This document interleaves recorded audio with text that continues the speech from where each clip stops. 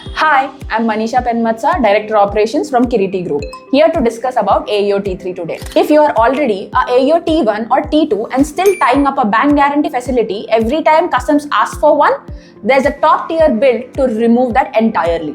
Here's what AEO T3 actually gives you and what it takes to qualify. AEO T3 stands for Authorized Economic Operator Tier 3.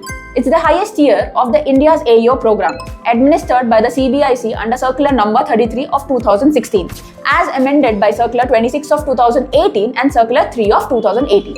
Most businesses that reach T3 have already been through T1 or T2. It's less about learning new compliance habits and more about proving you have kept the habits up over a longer, deeper track record with the documentation to show for it. So, what's the actual payoff for the extra effort? Two things stand out here.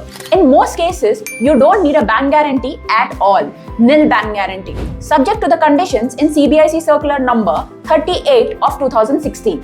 And you may get access to deferred payment of import duty, meaning you clear your goods now and pay the duty on a later schedule, rather than at the point of clearance. The first one alone is a big deal for cash flow. If guarantee costs have been sitting at a recurring line item tied up as collateral against routine custom procedures, freeing that facility up can matter more than the clearance speed itself.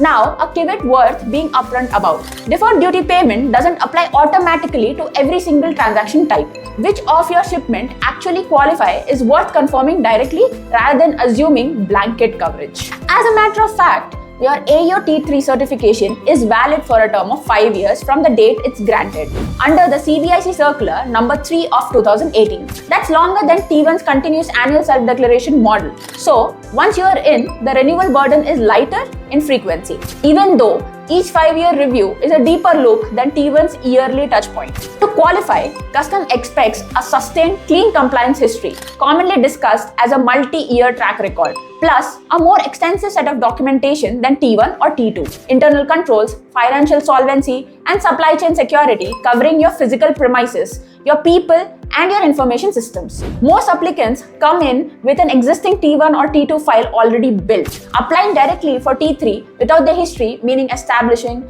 all of it from scratch, which is a heavier lift. A recent show cause notice or unsolved dispute weighs more heavily here than it would at the T1 phase, simply because the bar itself is higher. So it's worth disclosing and resolving these proactively rather than hoping they go unnoticed. If you already hold T1 or T2 and you're weighing whether the jump to T3 is worth it for your transaction volume and guarantee cost, that's exactly the kind of cost-benefit conversation worth having with our team first. Check the link below for a free consultation. Thank you for watching us today. Do subscribe us for more such insights and content.